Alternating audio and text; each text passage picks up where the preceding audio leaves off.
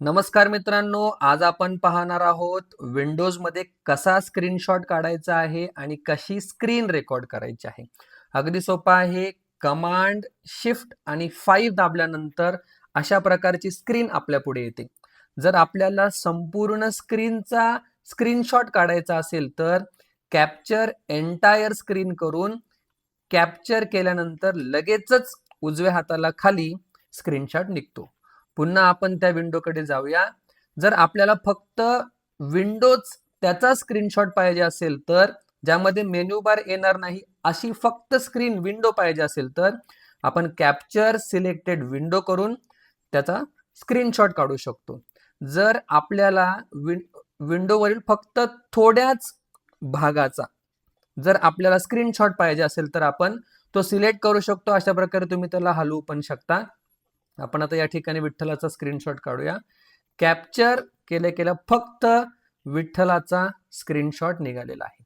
आता आपण वळूया रेकॉर्डिंगकडे. रेकॉर्डिंगमध्येही असंच आहे. जर तुम्हाला एंटायर स्क्रीन रेकॉर्ड करायची असेल तर एंटायर स्क्रीन रेकॉर्डवरती क्लिक करून रेकॉर्ड केल्यानंतर आपोआप रेकॉर्डिंग चालू झालेलं आहे. चालू झालंय का नाही हे कसं कळेल? या ठिकाणी वरती आपण पाहू शकता मेनू बार मध्ये की एक चिन्ह आलेलं आहे. जर या रेकॉर्डिंगला थांबवायचं असेल तर आपण या ठिकाणी क्लिक करून रेकॉर्डिंग थांबवू शकता आणि उजव्या हाताला पाहू शकता पूर्ण स्क्रीन रेकॉर्ड झालेली आहे. मग जर आपल्याला स्क्रीनचा ठराविकच भाग रेकॉर्ड करायचा असेल तर आपण या ठिकाणी येऊन रेकॉर्ड सिलेक्टेड पोर्शन असं केल्यानंतर फक्त एवढ्याच भागाचा व्हिडिओ बनणार आहे. मग थोडंसं अजून पुढे जाऊया आपण, ज्यामध्ये ऑप्शन्स मध्ये गेल्यानंतर आपण रेकॉर्ड केलेली फाईल कुठे सेव्ह व्हावी हेही आपण ठरवू शकतो. डेस्कटॉपमध्ये बाय डिफॉल्ट सेव्ह होते आणि या ठिकाणी टायमर नावाची गोष्ट आहे. आपण जर 5 सेकंद असा टायमर केला तर 5 सेकंदाने रेकॉर्डिंग चालू होईल.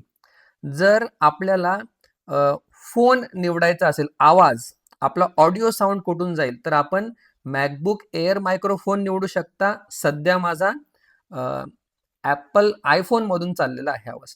अशा प्रकारे आपण स्क्रीन रेकॉर्ड करू शकतो. रेकॉर्ड करून चांगले चांगले व्हिडिओ बनवू शकतो आणि जसं आपल्याला पाहिजे तशा प्रकारचे स्क्रीनशॉट घेऊ शकतो.